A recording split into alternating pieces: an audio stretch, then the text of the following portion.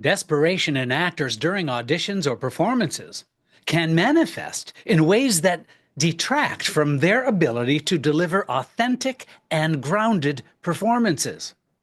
When actors appear overly eager or desperate, it often leads to strained, unnatural portrayals, and this behavior can negatively affect how they are perceived by casting directors, and fellow actors.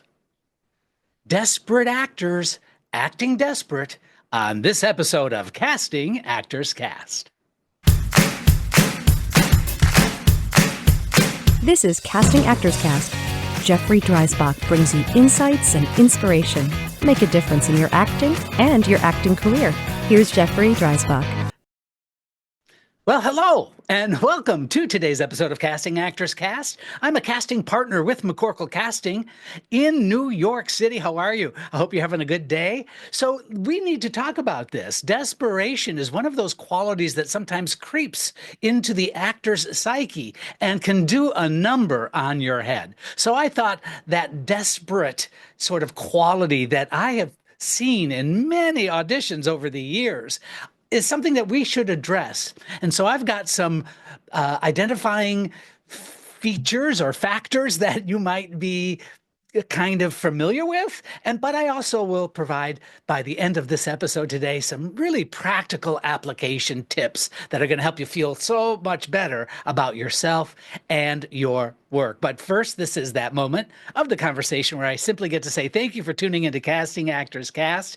Thank you to the Broadway Podcast Network for hosting my work on this podcast. I guess we're up to like 300 and almost 40 episodes of the podcast. Oh my goodness, crazy, right?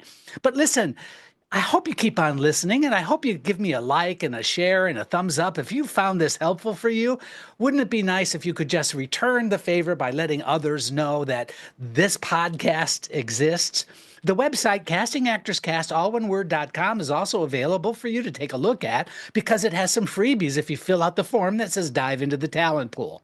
One is a voiceover book and the other is a free video. Plus there are past episodes. Also, that's where you can find my blog, which are corresponding show notes to each of the episodes. There's also a place where you can take a look at my book, Jeff's Jots, The Actor's Career Playbook. So that should be a lot of fun, checking out the website, castingactorscast.com.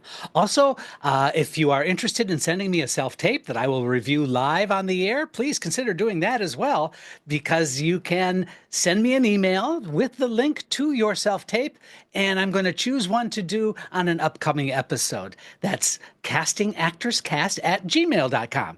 All really, really easily, so please do check that out. And I just wanted to also give my shout out to my good friends at Actors Connection, actorsconnection.com/New York. Thank you so much for that. And finally, a shout out to my friends and fellow students at the Norwalk Conservatory of the Arts. I just wanted to throw out a hello to you. Hope you guys are doing well, and I'm looking forward to see you in class again. All right, let's move on from there. So signs of desperation in actors. There are several signs that I perceive when I'm casting that really do need to be addressed. And the way we define it is just simply overacting, or sometimes the actor feels like they need to overcompensate while they are acting. And this is what it looks like. Actors might exaggerate their facial expressions or their gestures or their line delivery, making the performance feel forced. It sort of feels pushed. It sort of feels like this needs to be over the top sometimes. They may try to just simply do too much to stand out, which of course comes across as unnatural or inauthentic. So here's why it happens, I think. This is often due to anxiety or the belief that they need to prove themselves, leading them to oversell the character or oversell the emotions that the character is experiencing. That is something that I see quite a bit, and it's only because the person is not feeling grounded or as connected as they should. The other thing I see and is a trigger in terms of seeing actors becoming more desperate is when I see an actor seeking validation during the audition. Here's what it looks like. After the scene or after delivering the lines or the words, the actor might immediately look at casting or the director for approval or just simply to gauge their reactions. Now, this actually happens. They might ask questions like, after the audition, they say, "Oh, is that okay? Or should I do it differently?" You know what? This is why it happens. It stems from simply a lack of confidence or trust in their own abilities, making them overly reliant on external feedback. And that can be a painful place. There are many times actors aren't even aware that they are doing it. They just kind of do it as a autonomic response after every audition. And so be careful about not trying to seek approval immediately after your work. Please trust your own sense of instincts as far as the choices are concerned. And we're going to have more about that coming up in just a minute. Here's another sort of a tell for desperation, and that is simply rushing through the material.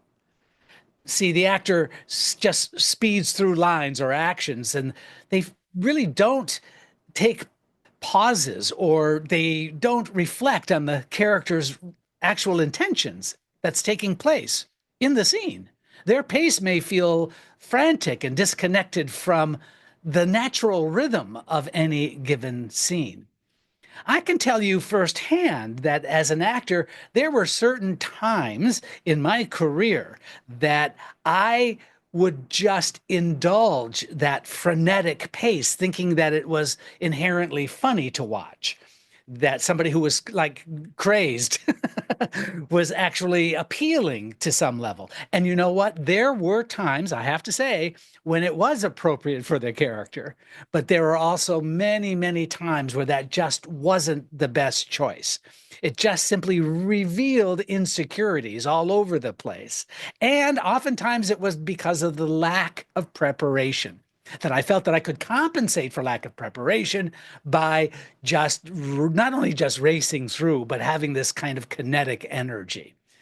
And I think why it happens is just because we're nervous and it's the pressure to want to make a great impression and simultaneously not feeling that you're as prepared as you need to be. And that can cause actors to rush, giving the impression that they are not fully present in the moment. Here's another one. The actor is trying to please rather than embody the character. Here's what it looks like. The actor might shift their choices mid-audition based on what they think casting is looking for or what casting wants to see. And that simply leads to very inconsistent choices for the actor in character. They may also lose sight of the character and then focus more on just simply trying to impress. So that sort of shift, even during an audition out of insecurity, is really disheartening because it's projecting so much more than just the character in the moment. Here's why it happens. I think desperation to book the role can cause the actor to abandon their preparation and their natural instincts, and it leads them to become very adaptable, or they are adaptable to external expectations. The thing to say to yourself, if you find yourself in that place, is to stop asking the question, I wonder what they're looking for. You see, in truth, casting many, many times isn't quite sure what they're looking for, and they want you to have the answer rather than you trying to please us. It's much more important for you to take a stand and make a clear choice as far as how you are going to play the role. The other thing I see is just simply the lack of commitment to the choices that you do make.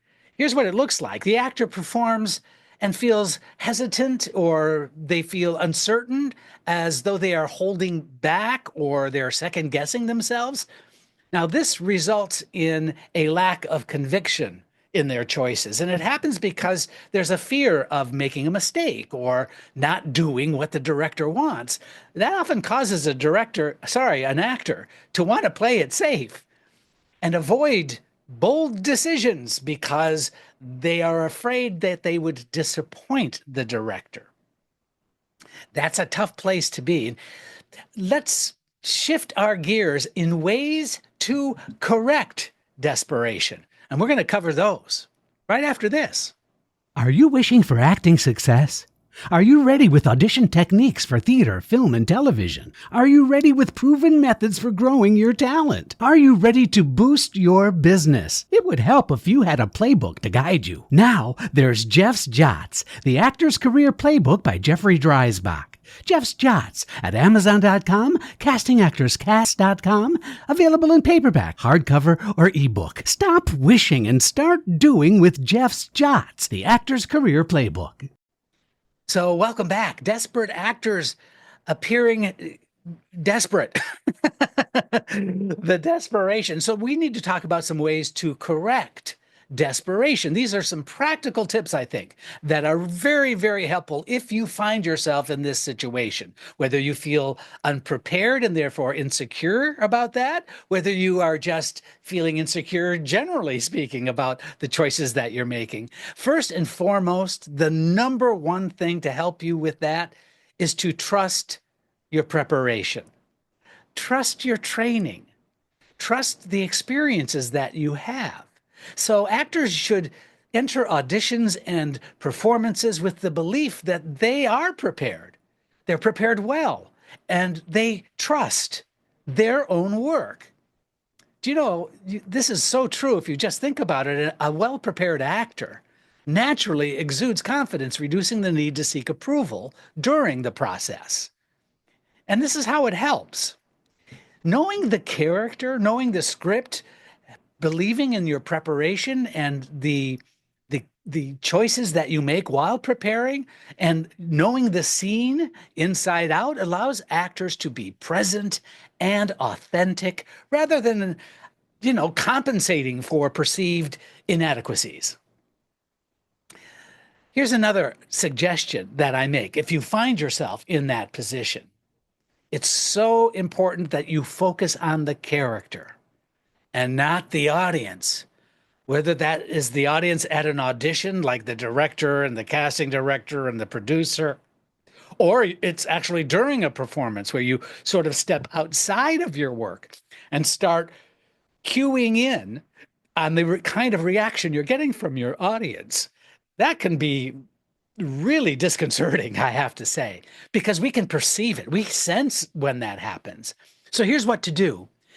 If you can just simply shift your focus from worrying about what casting directors or what the audience is thinking to focus on the character's objectives, it's a simple shift, helps create a more natural performance.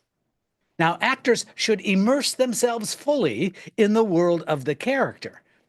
And so when actors focus on being true to the character, that desperation or the desperation to please or overact, I promise you it disappears as their energy becomes centered on telling the story. Another suggestion I'd like to make is just simple, good old-fashioned, don't hate me for saying this, but relaxation and grounding techniques. So here's what to do. Using simple relaxation exercise, such as deep breathing, or if you know me, I love to do the square breathing, and that's inhaling through your nose on a 4 count, hold your breath on a 4 count, exhale through your mouth on a 4 count, do that 4 times, nice and steady, nice and slow. Or you could do visualization. You could see yourself as the character before auditions and performances, and that can calm nerves and center the actor. I've seen it happen very often, quite a few times. So grounding techniques like focusing on the physical sensations. For example, think back in your acting 101 class of closing your eyes and feeling the floor under your feet. I know, it sounds kind of simple. I get that, but it can help actors stay present. It can help you if you try it or you find yourself in that situation. because it calms the mind and the body, and it does reduce that frantic energy that is often associated with desperation. And it allows the actor to be more mindful and present during the performance. Here's another suggestion I'm going to make to help avoid that sense of desperation you might be having just before an audition or a performance. And that's a simple thing to say, not that easy to do, but make bold, committed choices. So instead of trying to guess what the director wants, the actors should just simply make strong, thoughtful choices and commit fully to those choices. If adjustments are needed, the director will often give you some feedback, but they'll give you better feedback if you make really good, strong, bold choices. But it is better to make a decisive choice than to try to play it safe. Bold choices, they do so much for you when you make them. They show confidence, which is often more compelling than trying to play it right. It's not about being right. It's about being interesting. Even if it's not the exact interpretation a director envisioned, a confident, committed performance stands out more than an uncertain one. I promise you this is true, but you have to believe it also. I've seen so many auditions where the actor wasn't quite perfect for the role, but because of that committed choice, they were interesting enough for that director or producer to want to see that actor again. The in-between time between the audition and a callback is when the casting director will approach the actor through email or a phone call or however, and really give some notes to help you shift that perspective just a little bit. It might not be a whole big, retooling of the character, but it will help you just shift gears a little bit. And that oftentimes, because of that strong, bold choice, you make that strong, bold choice again now layered in with the director's suggestion, you've now just booked yourself. That's the truth. That really does happen. The other thing I want to share with you about desperation is just simply a matter of telling yourself about gear changes. Gear changes, if you have been a listener for any length of time, you know gear changes are the P words: pitch, pace, pause, punctuation. So just simply pace yourself. Take pauses. Actors should consciously slow down and take pauses as it is appropriate for the character, of course. Give themselves space to breathe within the scene. Be very human in your actual reaction time, right? Be natural, be truthful, and allow those emotions to surface. When you are consciously aware of that, and I'm not saying it should be a scene about your pacing, but it should be very truthful in the conversation that you're having with the significant other in the scene. So here's how it helps. It just simply prevents rushing and allows the actors to feel their way through the material, making their performance more natural and grounded, and making that emotional ride that the character is on authentic and truthful. You know what? It also demonstrates confidence in their ability to hold the moment without needing to, fill every sentence with action or dialogue. Another suggestion, how to handle that desperation thing, is just to simply develop confidence through experience.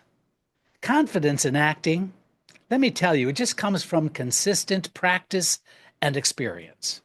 The practice of acting, not the rehearsal time. Consistently working, putting yourself out there, playing variety of roles, auditioning for different opportunities, that just absolutely is like money in the bank.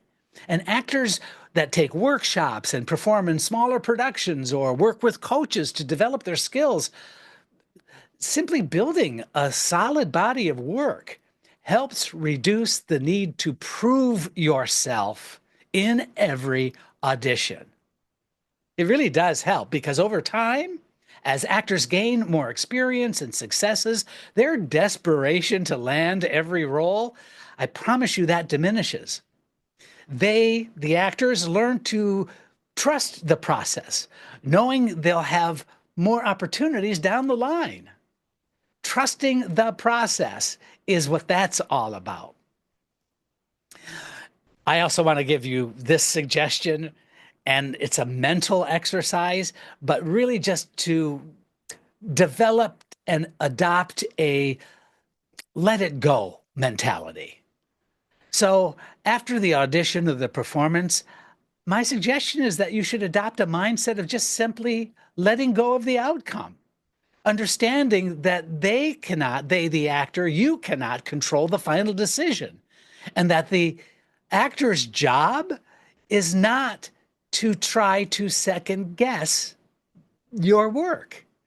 It is simply to give your best performance at the moment and ease the pressure.